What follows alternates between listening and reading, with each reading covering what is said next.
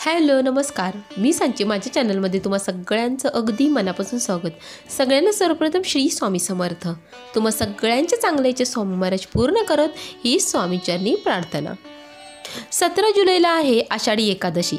या एकादशीला बऱ्याचशा भागामध्ये मोठी एकादशी म्हणून सुद्धा ओळखले जाते.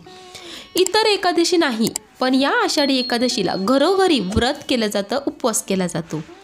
तर या आषाढी एकादशीच्या दिवशी पावसाच्या पाण्याचा उपाय मी तुम्हाला सांगणार आहे. या उपायांनी तुम्हाला तुमच्या आयुष्यामध्ये खूप सारा फरक बघायला मिळेल.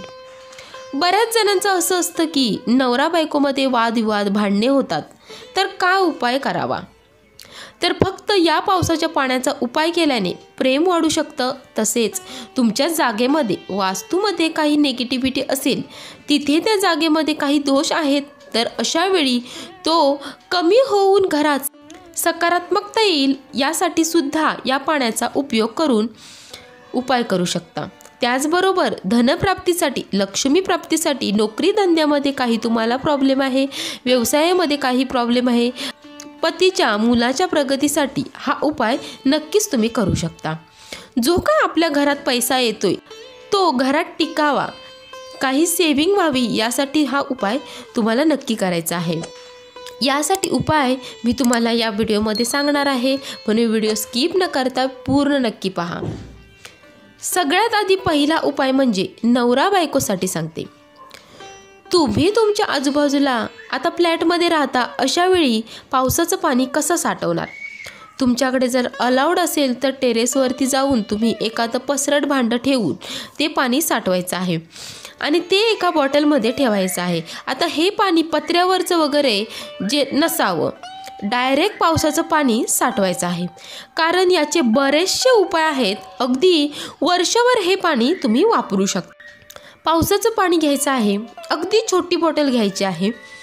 अगदी स्प्रेची बॉटल असली तरीही चालेल, अगदी बिस्लरीची छोटीशी बॉटल घ्यायची आहे. त्या बॉटलमध्ये हे पावसाचं पाणी टाकायचं आहे. ती बॉटल हातात पकडून नात्याबद्दल जे वाटतं ते सगळं बोलायचं आहे. कारण कशासाठी हा उपाय करत आहात ते बोलायचं आहे, अगदी डिटेलमध्ये सांगायचं आहे. तुम्ही तुमच्या बेडरूममध्ये किंवा तुम्ही जिथे झोपता त्या ठिकाणी कोणाचा हात लागणार नाही, अशा ठिकाणी हे पाण्याची बॉटल ठेवायची आहे. अगदी काहीच दिवसात तुम्हाला फरक दिसून येईल. वादविवाद कमी झालेले दिसतील, भांडणे कमी झालेली दिसून येतील. दुसरा उपाय म्हणजे अखंड लक्ष्मी प्राप्ती. थोडंसं पावसाचं पाणी घ्यायचं आहे. तुमच्याकडे जी भगवान श्री हरी विष्णूंची मूर्ती असेल किंवा प्रत्येकाच्या देवघरात बाळकृष्णाची मूर्ती असते, ती घेतलात तरीही चालेल. तामाणामध्ये बाळकृष्णाची मूर्ती घ्या आणि या पावसाच्या पाण्याने 21, 51, 108 वेळा ओम नमो भगवते वासुदेवाय नमः या मंत्राने अभिषेक करायचा आहे. अजून जर तुमच्याकडे माता लक्ष्मीची मूर्ती असेल तर त्याच्यावर सुद्धा या पाण्याने अभिषेक करू शकता. ओम श्रीम नमः या मंत्राचा जप करत 21, 51 किंवा 108 वेळा अभिषेक करू शकता. आणि यानंतरला तुमच्या घरी माता लक्ष्मी स्थिर राहावी यासाठी प्रार्थना करायची आहे. जिथे देवघरात त्यांचं स्थान आहे तिथे ठेवायचं आहे.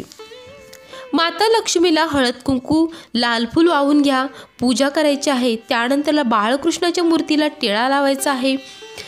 एक तरी तुळशीचं पान बाळकृष्णांना अर्पण करायचं आहे. तुमची मनोकामना बोलून हे तुळशीपत्र वाहायचं आहे. पण या दिवशी तुळशीचं पान तोडायचं नसतं. आदल्या दिवशी तुम्ही आणून ठेवू शकता किंवा तुळशीचं पान तोडून ठेवू शकता. विष्णू सहस्त्रनामचं पठण करायचं आहे. नसेल येत तर ओम नमो भगवते वासुदेवाय हा मंत्र म्हणा. आणि त्यानंतरला प्रत्येक एकादशीला या पाण्याने, महिन्याची जी प्रत्येक एकादशी येते तर या पाण्याने अशा प्रकारे अभिषेक करायचा आहे. यामुळे तुम्हाला समृद्धी वाढत आहे, घरात पैसा टिकत आहे हे दिसून येईल. तिसरा उपाय म्हणजे आपल्या घरात सुख समृद्धी राहावी, जागेमध्ये काही दोष नसावा, यासाठी तांब्याच्या तांब्यामध्ये पावसाचं पाणी घ्यायचं आहे.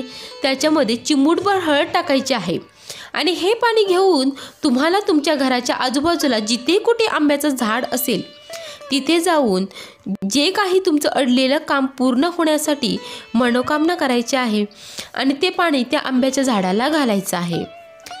त्या झाडाखाली पडलेली चांगली पानं 5, 7 किंवा 11 अशी घ्यायची आहेत. पडलेली पानं नसतील तर आंब्याची पानं तोडलात तरीही चालेल. ती घरी घेऊन यायची आहेत. स्वच्छ धुवून नंतर त्याला चंदनाचा टिळा लावून दाराला तोरण म्हणून लावायचं आहे. आता हे तोरण मंगळवार किंवा शुक्रवार बदलायचं आहे किंवा तुमच्या कुलदेवीचा जो काही वार असेल त्या दिवशी तुम्ही हे बदलू शकता. अगदी हा उपाय वर्षभर तुम्ही केलात तरीही चालेल. अगदी बघा, तुम्हाला तुमच्या घरामध्ये सकारात्मक बदल झालेला दिसून येईल.